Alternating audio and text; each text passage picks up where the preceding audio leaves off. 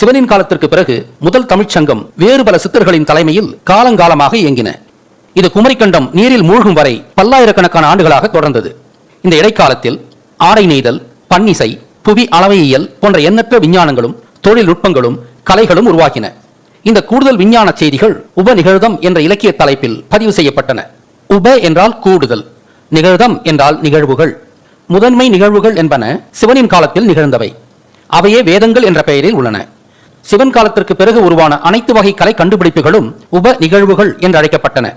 உப நிகழ்தம் என்ற தமிழ் சொற்கள் யூத பிராமணரின் வாயால் உச்சரிக்கப்படும் போது அது உபனிஷத் என்றானது. உப நிகழ்தம், உப நிசல்தம், உபனிஷல்த, உபனிஷத். இந்த உபனிஷத்துக்களும் 5ஆம் நூற்றாண்டில் சமஸ்கிருதத்திற்கு மாற்றி எழுதப்படும் போது யூத பிராமணரால் திருத்தி எழுதப்பட்டன. உபனிஷத் என்பதற்கான சரியான வேர்ச்சொல் யாதென்று பிராமணரால் சொல்ல இயலவில்லை. அவர்களின் விதவிதமான அனைத்து சொல்லாய்வுகளும் முழு அபத்தம்.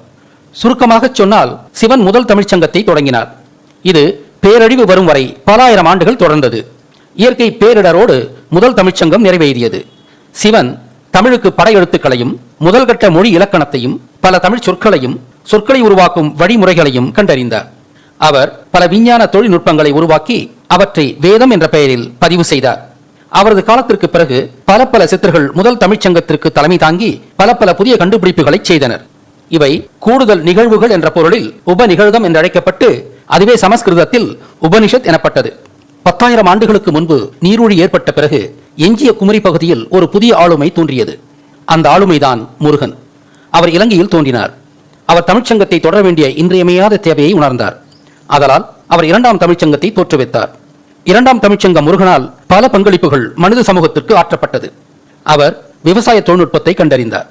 அவர் போர்க்கலையை உருவாக்கினார். விவசாயத்தை உருவாக்கிய அவர் விவசாயத்திற்கு உகந்த பருவ காலங்களோடு பின்னி பிணைந்த புதிய நாட்காட்டியை கண்டறிந்தார். அதற்கு முன்பிருந்த நிலவின் வேஷங்களை ஒற்றி சிவனால் உருவாக்கப்பட்ட நாட்காட்டி பருவங்களோடு பிணைந்த நாட்காட்டி அல்ல. முருகன் உருவாக்கிய நாட்காட்டி இன்றுள்ள பருவ நாட்காட்டியின் தொடக்க வடிவமாக இருந்திருக்க வேண்டும். அவர் ஆசிவகம் என்ற முறை செய்யப்பட்ட சித்தர்களை சார்ந்த வாழ்க்கை முறையை உருவாக்கினார். இது 3ஆம் நூற்றாண்டில் களப்பிரர்களால் கொடூரமாகவும் முற்றாகவும் அழிக்கப்படும் வரை தமிழரின் வாழ்வியலாக திகழ்ந்தது. தமிழுக்கு புதிய அடுத்த கட்ட எழுத்து முறையை முருகன் உருவாக்கி தந்தார். அவை சிந்துவெளி எழுத்து முறை என்று இப்போது அழைக்கப்படுகிறது. அது சிந்துவெளி எழுத்து என்று அழைக்கப்பட்டாலும் அது சிந்துவெளியில் உருவான எழுத்து அல்ல.